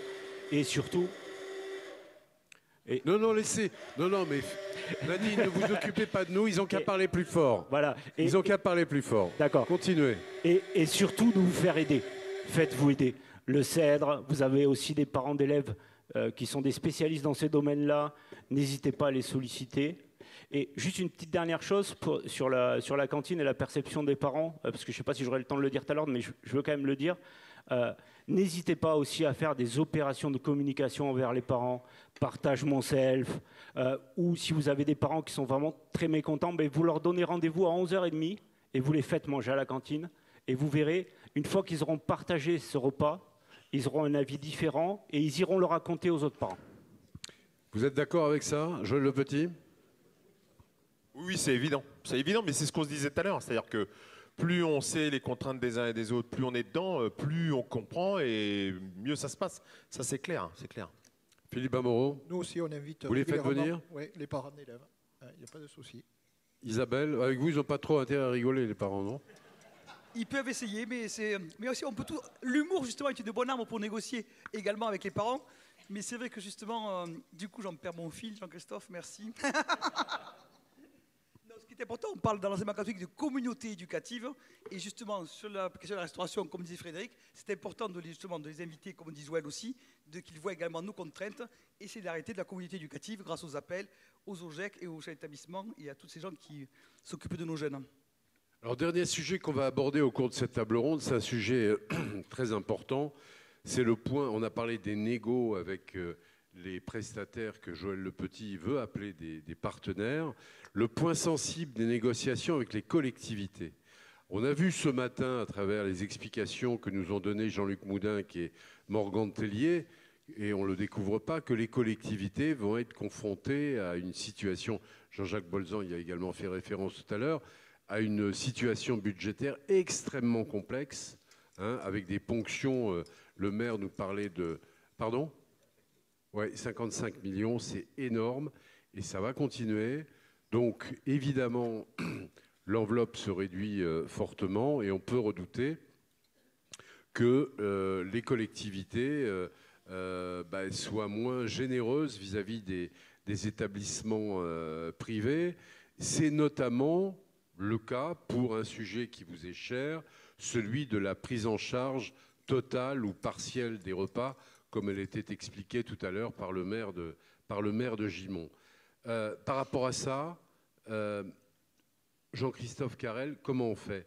Est-ce qu'on essaie d'aller sur le terrain de l'égalité de traitement entre les enfants? Comment on fait pour défendre ces positions, défendre l'intérêt des familles, quand on sait, et on l'a vu avec ce que nous disait Joël Le Petit, qu'il y en a de plus en plus qui sont confrontés à la précarité?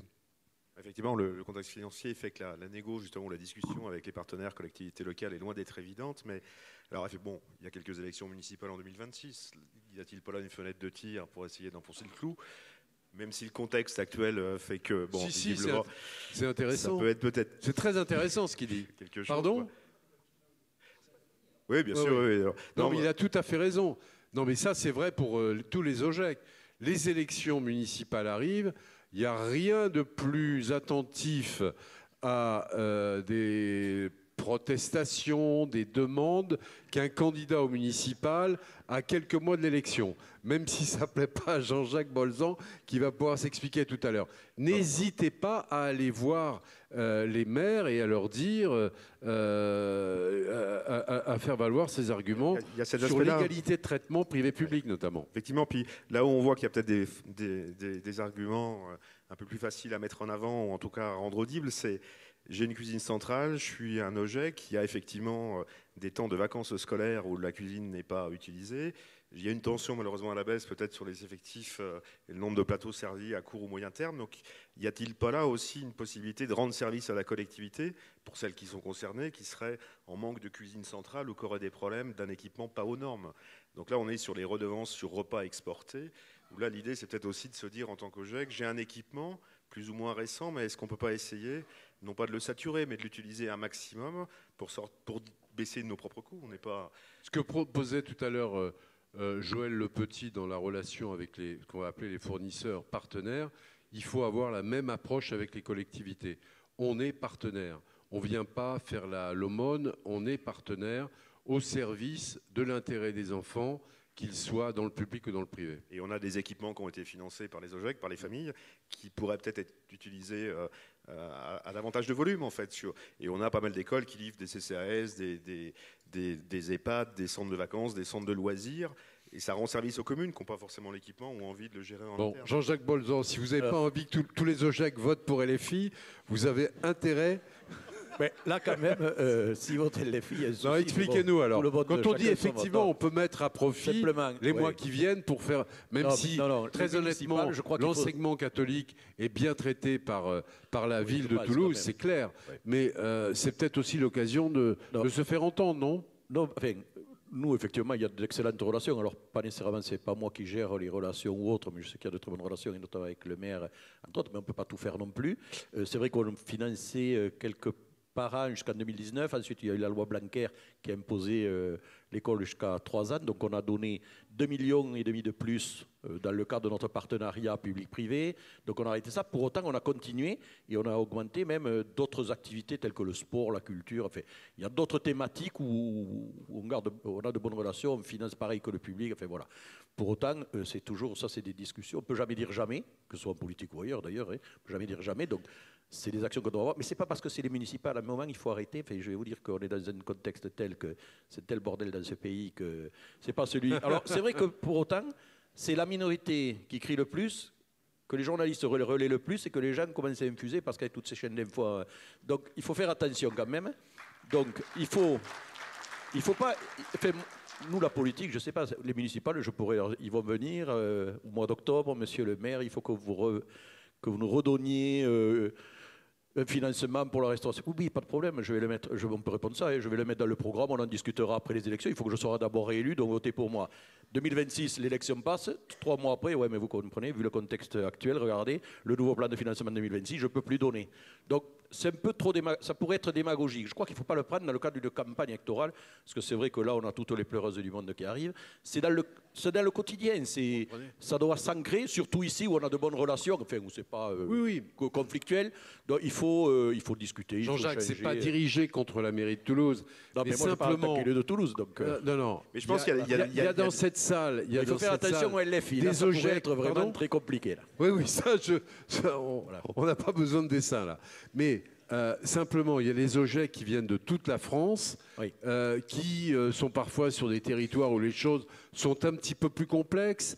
Et donc, effectivement, à mon avis, c'est pas illégitime, à quelques mois des élections, de se rappeler au bon souvenir des candidats pour leur dire voilà qui nous sommes, voilà les intérêts que nous servons, très souvent avec beaucoup de bénévoles, hein, et tout ça dans l'intérêt des familles. Ça bien sûr, non, mais ça peut être, de toute façon, je pense que chacun, mais même ici, il y a des rencontres avec quand on est candidat, on rencontre tous les acteurs de la cité. Voilà, et comment mieux améliorer, mieux fonctionner, aller plus loin. Et il faut se servir de ce qui est bien fait dans certaines communes, comme ici nos relations, pour aller dire à d'autres, mais écoutez, ça se fait, ça peut se faire, vous voyez, c'est pas infaisable, quoi. Voilà, après, c'est la volonté, effectivement, politique ou pas, de faire. Hein. Mais voilà, moi, ça rentre dans les actions du quotidien, mais bien sûr, il y a une élection. Alors après, on va rentrer dans les municipales, régionales, présidentielles, vous allez de quoi avoir alimenté votre dossier. Mais pour les municipales, oui, ça peut être intéressant, mais il faut y aller de façon constructive, et nous, ça se fait, voilà. Joël Le Petit. Oui, moi je voulais un peu réagir là-dessus, c'est-à-dire que je pense qu'aujourd'hui, si on est dans cette situation problématique, je ne suis pas sûr que ce soit au niveau de la mairie. Je pense que c'est à l'étage du dessus, mais ça c'est un autre débat. Et je pense que les mairies sont un peu victimes de ça, quelque part, moi. Donc j'ai un peu de mal à... Oui, ça c'est clair. Donc bon, ça c'est un autre débat. Mais par contre, moi je dirige un établissement scolaire qui a été en grosse difficulté scolaire, en grosse difficulté financière, pardon. Et toute la communauté éducative, quelle qu'elle soit, ont travaillé pendant une bonne dizaine d'années pour que la situation s'améliore.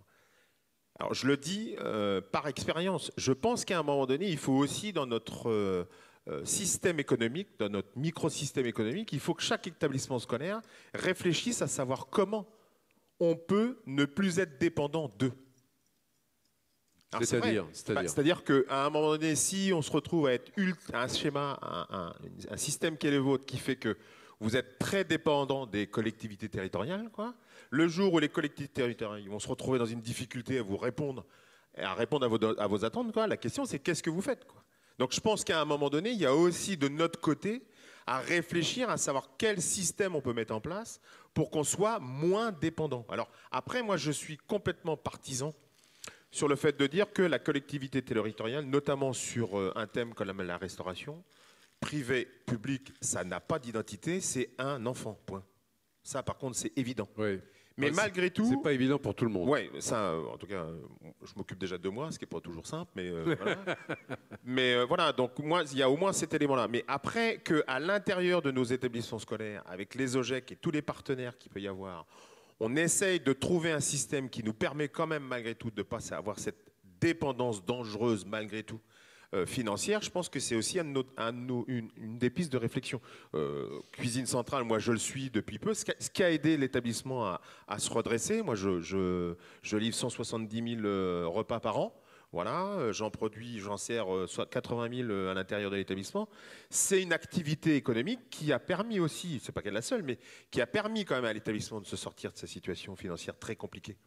Donc, on a quand même cette obligation de se dire il faut qu'on réfléchisse en interne ou avec plusieurs établissements scolaires, etc., etc. Enfin, il y a des réflexions dans lesquelles il faut rentrer pour éviter d'être dépendant d'un système qui veut, enfin, en tout cas d'un schéma qui est en train de prendre une mauvaise tournure. Je reviens à ma marotte de tout à l'heure sur non pas la pression, mais sur le travail à faire dans ce contexte préélectoral. Quand on voit le document que nous a présenté Jean-Christophe Tessier, Carrel, je vais y arriver. Quand on voit ce document, je suis persuadé qu'il n'y a pas le 10% des élus qui en connaissent les réalités.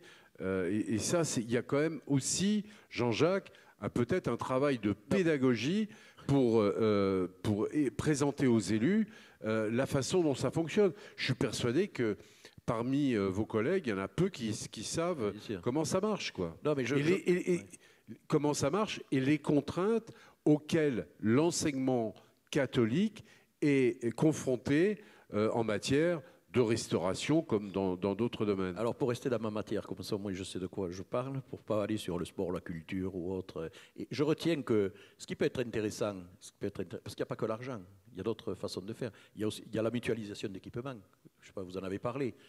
Un gymnase, que ce soit d'un côté ou de l'autre, il est vide, pourquoi ne pas l'utiliser, une salle polyvalente, je sais pas, bon, là il y a de quoi travailler. Sur la restauration, même si on ne donne pas, moi ce que je propose, mais je le propose aux 22 écoles toulousaines qui sont sous contrat, puisque je ne peux pas m'engager sur les autres communes. Par contre, tout élu de grande métropole ou de grande ville peut le faire s'ils le veulent, c'est que nous, on est en relation aussi avec la Restauco privée, parce qu'on a des administrations ou autres, TCO chez nous par exemple, qui sont en lien avec la restauration collective privée, Sodexo, API. Je les rencontre pour qu'ils travaillent avec nous. Je les ai entraînés dans notre projet alimentaire métropolitain. Et là, moi, si on peut vous accompagner, vous avez un souci, ça m'est arrivé avec une école privée catholique à Toulouse, un souci avec un acteur, parce qu'il ne répond pas, il ne fournit pas, c'est la débandade. Moi, ce que j'ai fait, j'ai organisé une rencontre, voilà, j'ai appelé, ils sont sensibles quand même à répondre à nos sollicitations au vu des volumes que l'on fait, commandés par certaines administrations dans certains appels d'offres. Donc là, n'hésitez pas à venir, moi je dis aux Toulousains, à venir me voir pour essayer d'être facilitateur. Alors, ce n'est pas un financier, mais c'est un facilitateur pour dire à Sodexo, Elior, qui est partenaire maintenant de notre projet alimentaire. Enfin voilà, c'est des acteurs qu'on peut sensibiliser pour mieux faire envers d'autres acteurs plus petits que nous, et ce n'est pas péjoratif, mais voilà, qui n'ont pas les moyens pour avoir un peu de force vis-à-vis de ces acteurs-là, quoi. Voilà.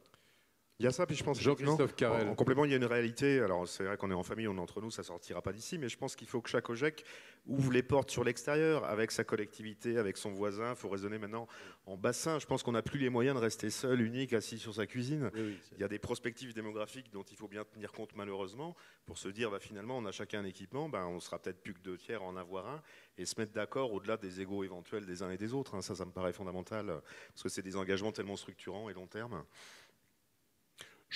Frédéric Pollert, on ne vous a pas entendu, le président de l'appel. Alors, plusieurs choses. La première, c'est vraiment que je pense que l'un des moyens de pouvoir aussi négocier avec les collectivités, c'est d'aller vraiment sur cette contribution différenciée.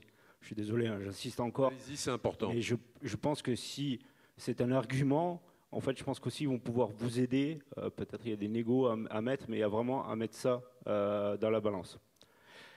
Donc ça, c'est le premier point. Et puis après, je vous rejoins totalement sur les égos. Je pense qu'aujourd'hui, on est dans une situation, quand je vois un président d'OGEC qui est président de 3 établissements, mais on a maintenu quand même 3 OGEC et 3 cantines différentes. Je me dis que là, il y a peut-être quand même quelque chose à faire pour rationaliser et être efficace sur des bassins. Vous, votre credo, c'est la mutualisation, et y compris à grande échelle. Alors, c'est pas comme mon credo, c'est le credo de l'appel national. Là, je regarde ma présidente quand même, je vais pas me... Mais voilà, non, c'est vraiment important. Je pense que c'est dans le sens de l'histoire, cette contribution différenciée. Comme le disait l'intervenant ce matin, on a des familles qui ont les moyens, qui continueront à mettre les enfants chez nous sans problème. Mais je pense qu'il faut aussi aider les familles qui sont plus en difficulté. Et je veux dire, en termes d'affichage politique, puisqu'on parle de politique, c'est un super affichage. Isabelle, vous vouliez ajouter quelque chose? Oui, tout à fait, sur 2 choses. Donc c'est vrai que je rejoins Frédéric sur la mutualisation, les batailles de clochers. Donc c'est vrai que c'est important quand même, on fait partie tous d'un même mouvement et on est tous on est fédérés, et dans le mot fédéré, donc ça veut dire qu'il faut travailler ensemble. Donc il y a, je pense, un travail à faire en interne sur les OGEC et au moins le niveau départemental où on peut justement déjà avoir du poids. Et surtout, on a quand même la chance, comme disait M. Bolzon, on a quand même la chance, surtout, c'est pas toutes les communes qui ont l'appui quand même de leur mairie, et qui ont aussi des spécialistes. Parce que pour revenir au côté politique, ce qui est un peu embêtant en politique, c'est que les élus ne sont pas forcément compétents dans le domaine où ils sont élus. Donc en fait, quand on ne sait pas de quoi on parle, c'est compliqué pour négocier, entre autres. Donc c'est vrai que voilà, ce serait déjà de prendre des gens compétents à chaque niveau, au niveau politique. Et c'est vrai que la mutualisation reste quand même très importante, et de rester fédérés et de négocier ensemble. Et comme dit, alors j'ai des exemples aussi, comme disait Joël aussi par exemple, qui fait cuisine centrale, mais d'autres établissements, entre autres, pas le citer, Myriam à Toulouse, ils ont donc une cantine qui ne fonctionne pas le soir, puisqu'en fait ils n'ont pas d'interne. Et en fait, ils le sous un restaurant du quartier, puisqu'ils sont au centre-ville, qui lui l'utilise, puisqu'ils n'avaient pas la place d'en avoir une. Et donc du coup, ça rentabilise, et c'est une idée et une piste pour faire rentrer des finances et optimiser son matériel. Alors, Nadine, on rappelle les ingrédients pour vos tartes au citron. Alors, du sucre, de la maïzena, des œufs, du beurre, du jus et du zeste de citron. On mélange tout ça. On mixe tout ça. Ça fait beaucoup de bruit, vous avez vu. Mais c'est normal, c'est pas grave. Ils n'ont qu'à parler plus fort. Après, on fait cuire tranquillement. Et là, je vous ai mis ça sur des petits fonds de tartelettes pour que ce soit plus facile à manger. Mais sinon, on met ça sur une grande tarte. Et voilà. Et on se fait plaisir. Parce que c'est important, la gourmandise aussi. Si on veut que les enfants mangent bien, je pense qu'on peut mettre des choses très simples dans les assiettes, qui ne coûtent pas forcément des fortunes, mais qui sont joliment présentées. Quand les choses sont jolies, elles sont tout de suite appétissantes. Ces tartes, combien de temps pour les préparer? Toujours pareil, on part sur... Allez, je suis patron d'un OGEC de 60 repas ou 100 repas. Quand vous faites 60 repas, en fait, vous faites la crème pour 60 personnes d'un coup. Donc, en fait, vous multipliez les proportions. C'est le même temps, en fait, de cuisson de la crème. Elle va juste prendre 5 minutes de plus parce que le volume est plus grand, mais c'est tout. Le plus long, ça va être de faire les fonds de tarte. Et encore aujourd'hui, on peut en trouver des tout faits et qui sont de bonne qualité aussi. Donc, il y a moyen de... Voilà. Parfait. Magnifique. Il y a un point que je voudrais aborder pour terminer cette table ronde. Vous n'êtes pas obligé de tous répondre parce qu'on n'aura peut-être pas le temps de vous donner la parole à chacun. Levez la main ceux qui veulent le faire. On a vu tout à l'heure dans le document que nous a présenté Jean-Christophe Carrel qu'au-delà de la restauration, il y avait la problématique immobilière, des locaux, de l'entretien, etc. etc. Or, il y a un certain nombre de collectivités, c'est le cas par exemple de la mairie de Toulouse, qui n'intervient pas sur cette partie-là. Est-ce que néanmoins, pas Joël Le Petit, mais plutôt Isabelle Chabat et Philippe Bamoreau, avec les collectivités, vous parvenez à avoir de l'aide lorsqu'il faut, on va dire, rénover un réfectoire? Est-ce que ce genre de choses, vous arrivez à le mettre en place en raison notamment de la nécessité d'être à la hauteur des normes qui sont toujours plus exigeantes? Alors en fait, ce n'est pas du tout du domaine en fait des collectivités de nous aider, que ce soit au niveau école, collège, lycée, voilà. Donc, donc tout ce qui est bâtiment en fait appartient à l'OGEC. Oui, donc d'accord. appartient, attention, pas en termes de propriété, mais au moins d'entretien et de mise aux normes. Donc en fait, à part donc il me semble qu'au niveau des lycées, après avec la région, il y a des demandes d'aide quand il y a des travaux qui sont faits, mais en général, ça que je faisais référence. Le réfectoire peut être donc à l'intérieur, mais je peux être très bien placé, je pense. Que Philippe sera plus compétent dans ce domaine. Mais sur les écoles, par exemple, non, les mairies n'ont pas, donc on se débrouille. On peut se faire aider. Par contre aussi, il y a toujours l'histoire du financement et l'aide aussi par rapport au fait de vouloir changer ou d'installer un self, se faire aider par les sociétés de restauration. Et là aussi accompagné par un groupement d'achat comme le Cèdre, par exemple, qui fait que voilà, derrière, ça se négocie et donc ça reste un crédit. Après, on fonctionne comme ça, financièrement. Voilà. Est-ce qu'il nous reste 10 minutes? Est-ce qu'il y a des questions, des remarques, des commentaires? Alors, on peut en prendre une ou deux, lever les mains. Il y en a une qui s'est levée ici. Il n'y en a pas d'autres. Eh bien, c'est très bien, on en prendra une. Mais si vous permettez, je vais quand même aller goûter la tarte au citron qui me fait de l'œil depuis un moment. Ça y est, c'est prêt? Oui. Allez. Je vous en ai mis là-bas. Je me sers là direct. Hein. Le temps de... Voilà. C'est la même. Hein. Délicieux. C'est quoi? C'est de la menthe que vous avez mis dessus? Oui, un petit peu de menthe. Délicieux.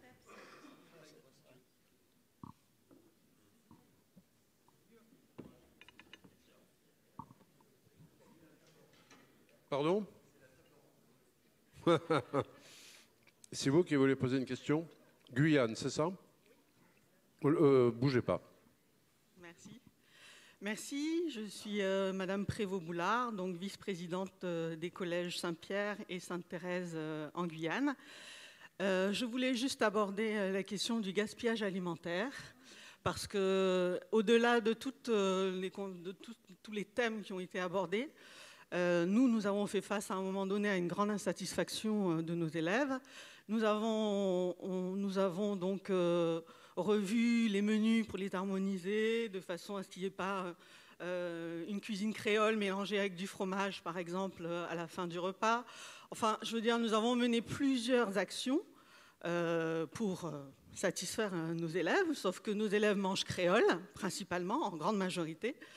Et donc, lorsque vous présentez une jardinière de légumes, pour donner un exemple que tout le monde connaît parfaitement, ce n'est pas bon, ce n'est pas beau, ça n'a pas de goût. Ça n'a pas de goût. Donc, je veux dire, à un moment donné, il faut s'adapter effectivement aux habitudes alimentaires de nos élèves. Et en fin de compte, moi, j'en suis arrivée à la conclusion qu'il ne sert à rien de proposer des repas équilibrés dans tous les sens du terme, et ensuite d'avoir des poubelles pleines à craquer de repas qui sont jetés par les enfants. C'est comme de mettre du chou-fleur avec du poisson en même temps dans un repas, c'est catastrophique. Et donc, nous avions des élèves aussi qui repartaient en cours sans avoir mangé. Et ça, c'est inadmissible et c'est inconcevable. Et donc, la question du gaspillage alimentaire m'amène aujourd'hui à penser que je préfère qu'un élève reparte le ventre plein, avec des parents qui sont satisfaits parce que le prix qu'ils ont payé, l'enfant repart avec le ventre plein. Et si les parents nous disaient qu'ils payent chez nous, alors on est à plus de 7 € de repas, mais c'est par choix en fin de compte, parce que les parents ont dit ce n'est pas normal qu'on paye la cantine et que nos enfants repartent en cours sans avoir mangé parce que ce n'est pas bon, parce que c'est équilibré et parce que ça ne correspond pas à leurs habitudes alimentaires. Donc je voulais parler du gaspillage alimentaire. C'était un témoignage, mais qui inspire certainement des réactions. Qui veut répondre? Isabelle, oui, vous pouvez l'applaudir. Et puis je demanderai, on terminera avec le point de vue de de Nadine. Je l'ai vue, elle arrive à faire deux choses en même temps, ce que je ne sais pas faire. Elle fait la cuisine et elle écoute les questions. Allez, Isabelle, en quelques mots. Je pense qu'il y a plusieurs réponses. La première, c'est que les enfants sont dans leur famille jusqu'à l'âge de 3 ans. Donc si en famille déjà on ne cuisine pas et on ne fait pas goûter tout aux enfants, il est peu probable qu'à la cantine ils mangent de tout et ils goûtent de tout. En sachant qu'aujourd'hui, si on veut faire goûter à un enfant quelque chose qu'il ne mange pas à la maison, il y a systématiquement un rejet et que les familles viennent toquer à la porte en disant « Vous avez forcé mon enfant à goûter une demi-cuillère de cette préparation-là, ce n'est pas possible. » D'accord? Donc là, c'est le premier point. Le second... Le second, donc du coup, ça implique du gaspillage puisqu'ils n'ont pas jamais goûté. Et ensuite, le second, ce qui est important, c'est sur le plan culturel et traditionnel. Il est un fait que chaque territoire a ses habitudes et sa culture. Et c'est vrai qu'il faut être un peu... Enfin, c'est bien de vouloir faire goûter de tout et d'ouvrir l'esprit, mais on est bien d'accord sur l'exemple voilà, de la jardinière de légumes quand on est en Guyane. Je pense que c'est peu probable d'en manger. Donc après, il y a un gros travail à faire de discussion aussi. C'est ce que je disais tout à l'heure en off. Alors, ce qui est important, c'est que nos chefs d'établissement, il faut savoir donc que ce sont des hommes et des femmes de tout horizon et de tout voilà. Déjà, est-ce qu'eux-mêmes déjà font à manger et est-ce qu'ils sont sensibles à leur alimentation? Si on a un chef d'établissement qui n'est pas cuisinier ou cuisinière, qui n'est pas épicurien, qui n'est pas sensible à ce qu'il mange lui-même, j'ai un vrai problème là-dessus et c'est bon aussi pour les présidents d'OGEC et les CA d'OGEC de toute façon, ce que je dis. Comment peut-on faire des repas à la cantine équilibrés, sympathiques et qui soient mangés pour qu'il y ait moins de gaspillage? Si au départ, on peut manger tous les jours des courgettes même pas sans sel ou qu'on mange des pâtes sans beurre. Si vous avez la réponse, n'hésitez pas.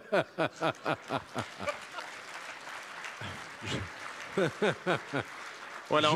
Je rebondis sur deux choses quand même, malgré tout, rapidement. Le profil de poste devient quand même de plus en plus compliqué. Donc, moi, je suis quand même un contre-exemple. C'est-à-dire qu'en termes d'alimentation, c'est catastrophique. Mais par contre, j'adore bien manger, mais cuisiner, ça ne m'intéresse pas. Je laisse des gens compétents pour le faire. Voilà. Et par contre, j'apprécie. Alors, si ça rentre dans ma future fiche de poste, donc je ne suis plus candidat à quoi que ce soit. L'affaire est entendue.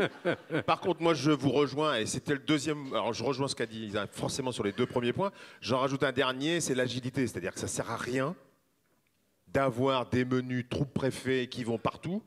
Parce qu'en fait, au final, il y a une réalité de terrain qui existe et celle-là, c'est la vôtre. Et c'est ce qu'on disait tout à l'heure sur le schéma que vous devez avoir et la connaissance macroéconomique de votre système. C'est bien de dire, non, chez nous, ça ne marche pas. Voilà. En impliquant quand même les élèves dans une éducation à l'alimentation et d'être capable de goûter autre chose quand même, malgré tout. Mais complètement. Allez, il faut respecter l'horaire. Ouais, Frédéric, en quelques mots et ensuite Jean-Jacques. Juste sur le gaspillage alimentaire, hein, c'est un peu de votre faute en fait.